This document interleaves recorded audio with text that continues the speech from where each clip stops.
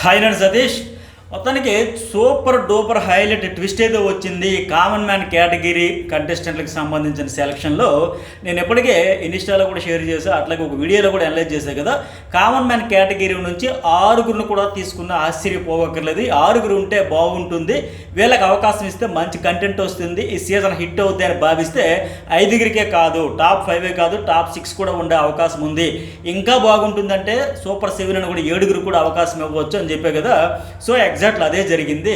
Last మినిట్లో ఊహించని turn twist అని కూడా చెప్పాలి, ఒక సర్ప్రైజ్ అయితే ఇచ్చారు. బహుశా ఇది ఫస్ట్ అప్డేట్, ఇప్పుడే నాకు లేటెస్ట్గా వచ్చిన అప్డేట్ ప్రకారం కామన్ మ్యాన్ కేటగిరీ నుంచి 6గురిని అయితే సెలెక్ట్ చేశారు. ఇప్పటికే నేను చెప్పా కదా, అందులో 5గురితో పాటు ఒక కంటెస్టెంట్ కూడా వచ్చారు. అట్లాగే సెలబ్రిటీ కంటెస్టెంట్స్ కూడా చెప్పే కదా, 9 మంది ప్లస్ 6 15 మంది.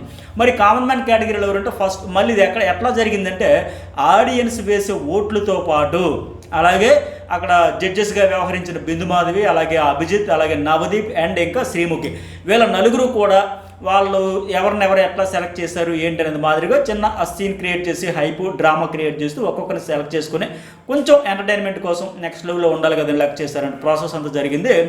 సో బిందుమాధవి ఏమో మాస్క్ మ్యాన్ హరీష్ని సెలెక్ట్ చేసుకుంటే, నవదీప్ ఏమో దమ్ము శ్రీజాని సెలెక్ట్ చేయడం, అట్లాగే అభిజిత్ ఏమో ఇంకొకరు ఎవరు ప్రియ, వీళ్ళు ఉన్నారు కదా. ఇట్లా ఒక్కొక్క కంటెస్టెంట్ని సెలెక్ట్ చేశాక లాస్ట్లో హైలైట్ ట్విస్ట్ ఏంటంటే శ్రీముఖి వచ్చి హోస్ట్ నాగార్జునని అడిగి స్పెషల్ రిక్వెస్ట్, సార్ ఈ కంటెస్టెంట్ ఉంటే బాగుంటుంది అలాగే ఆమె అడిగి మరి మనీష్ మర్యాదని ఆమె అయితే సెలెక్ట్ చేసిందంట.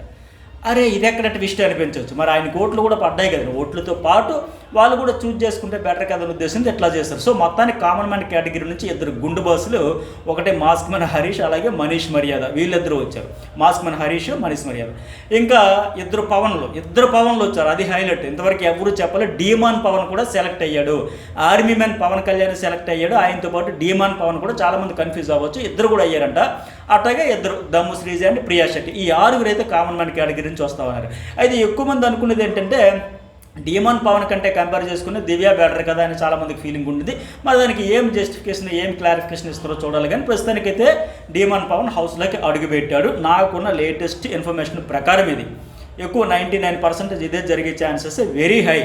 మరి ఒకవేళ దివ్యకి ఏమైనా పూర్తిగా పక్కన పెట్టేశారా, లేకపోతే ఇంకా next wild card secret room ఎట్లా ఏమైనా ప్లాన్ చేస్తారో ప్రస్తుతానికి ఉన్న అప్డేట్స్ అయితే ఇవి. మరి మీ ఫేవరెట్ కంటెస్టెంట్ ఎవరు, డీమాన్ పవన్ సెలక్షన్ పై కూడా మీ ఒపీనియన్ ఏంటి అనేది కూడా మెసేజ్ అయితే పెట్టండి.